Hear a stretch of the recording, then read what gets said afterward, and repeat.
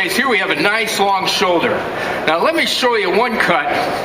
Now here's where some of you are going to have advantage. Any culinary specialists in here? Okay, pay attention to this. Oh yeah, you can have a spare rib house. You know, you can have a spare rib restaurant, have people like spare ribs, but you want to knock some socks off. Okay, here I am, shoulder. Here's the cervical vertebrae, and right here's the first rib. And notice this curvature. If you look in the specifications, you make a saw cut immediately ventral to the curvature of the vertebrae. Now you know what I'm talking about, don't you? And I'm going to do what's known as a scribe cut. I'm just going to cut right through the rib bones.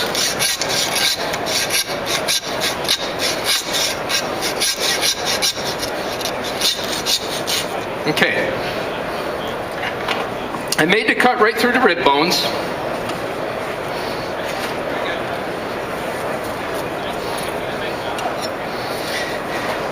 I'm not going to cut all the way through. I'm going to cut down to a first seam. Okay?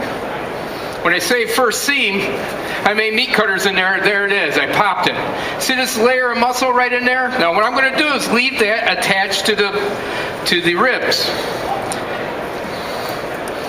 And I'm going to remove the ribs. And these hard bones right here, this is called the sternum. Okay? The breastbones. Sternum, I like.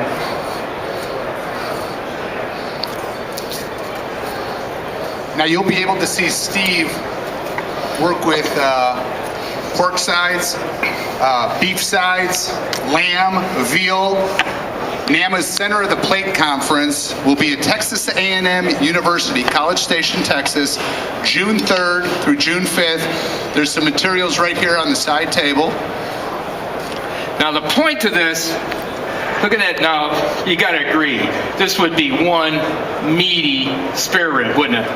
It's not a spare rib, this is actually a short rib.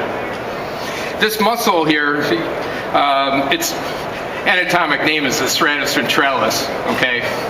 That has been found to be extremely tender in pork, and we'll see more of that muscle in the top part. But if you want to add value to this will be difficult to consume. So what I suggest is we go ahead and you order from your producer. It says, hey, remove the sternum. Here's where I'm going with this. I've pulled off the short rib. I've pulled off another highly valued pectoral muscle, which is great culinary application. You would have very satisfied customers. Now, what I have is, we consider this an outside shoulder and inside. And notice where I pulled off that thread, there's a seam right there. And what I'm going to do, folks, is I'm going to go ahead and follow that seam.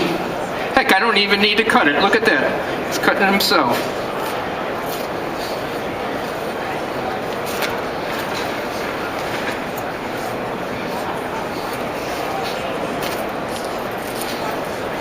Anybody can do. You can cut meat like this, couldn't you? Right?